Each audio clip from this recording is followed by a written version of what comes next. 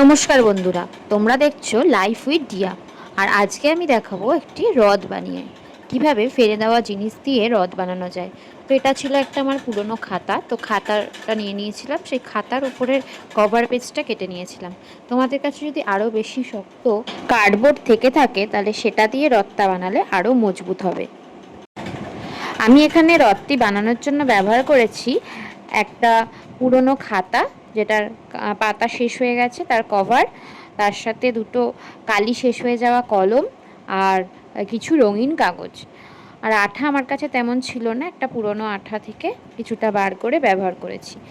এই ছিল হচ্ছে আজকে রথ বানানোর উপকরণ।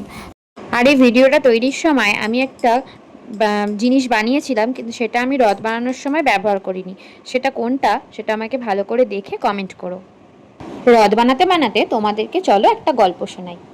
রবীন্দ্রনাথ ঠাকুরের রথযাত্রা। রথযাত্রার দিন কাছে, তাই রানী রাজাকে বললে, চলো রথ দেখতে যাই। রাজা বললে, আচ্ছা। ঘোড়াশাল থেকে ঘোড়া বেরোলো, হাতিশাল থেকে হাতি, ময়ূরপঙ্খী যায় সারে সারে, আর বল্লম হাতে সারে সারে সিপাই শাস্ত্রী, দাস দাসী দলে দলে পিছে পিছে চলল। কেবল বাকি রইল একজন, রাজবাড়ির ঝাঁটার কাঠি কুড়িয়ে আনা তার কাজ। সর্দার এসে দয়া করে তাকে বললে, ওরে তুই যাবি তো, আয়। সে হাত জোর করে বললে, আমার যাওয়া ঘটবে না। রাজার কানে কথা উঠল, সবাই সঙ্গে যায়, কেবল সেই দুঃখীটা যায় না।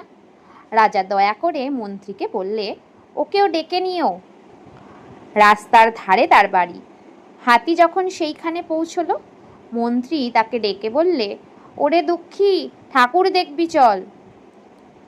সে হাত জোর করে বলল, কত চলবো, ঠাকুরের দুয়ার পর্যন্ত পৌঁছই, এমন সাধ্য কি আমার আছে? মন্ত্রী বললে, ভয় কি রে তোর, রাজার সঙ্গে চলবি। সে বললে, সর্বনাশ, রাজার পথ কি আমার পথ? মন্ত্রী বললে, তবে তোর উপায়? তোর ভাগ্যে কি রথযাত্রা দেখা ঘটবে না? সে বললে, ঘটবে বই কি, ঠাকুর তো রথে করে আমার দুয়ারে আসেন। মন্ত্রী হেসে উঠল, বলল, তোর দুয়ারে রথের চিহ্ন কই? দুঃখী বললে, তার রথের চিহ্ন পড়ে না। মন্ত্রী বললে, কেন বলতো? দুঃখী বললে, তিনি আসেন পুষ্পরথে। মন্ত্রী বললে, কই রে সেই রথ? দুঃখী দেখিয়ে দিলে তার দুয়ারের দুই পাশে দুটি সূর্যমুখী ফুটে আছে। এইভাবে ভগবানের আশীর্বাদ পেতে হলে শুধু মন্দিরেই যেতে হয় না, মনের ভক্তি আসল। রথ দেখতে পেলেই যে জগন্নাথ প্রভুকে পাওয়া যাবে তা নয়, তিনি আমাদের অন্তরেই রয়েছে। শুধু মনের চক্ষু খুলতে হবে। আমাদের চারপাশে ভগবানই আছে।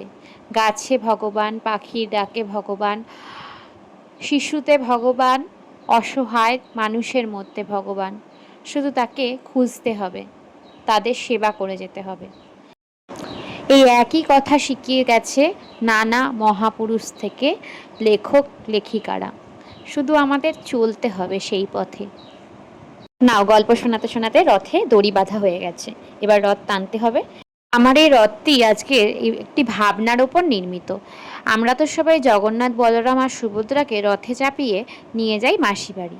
যদি এরকম হতো, ছোট্ট যোগু, বলু আর শুভ রথ টানছে, রথ টেনে মাসির বাড়ি নিয়ে যাচ্ছে, কি সুন্দর হতো। আজকের মতো ভিডিওটি এইটুকুই। ভালো থেকো, সুস্থ থেকো। আর ভিডিওটা ভালো লাগলে লাইক, সাবস্ক্রাইব আর শেয়ার করে দিও বন্ধুদের মধ্যে। আর শেষে বলে যাও, জয় জগন্নাথ।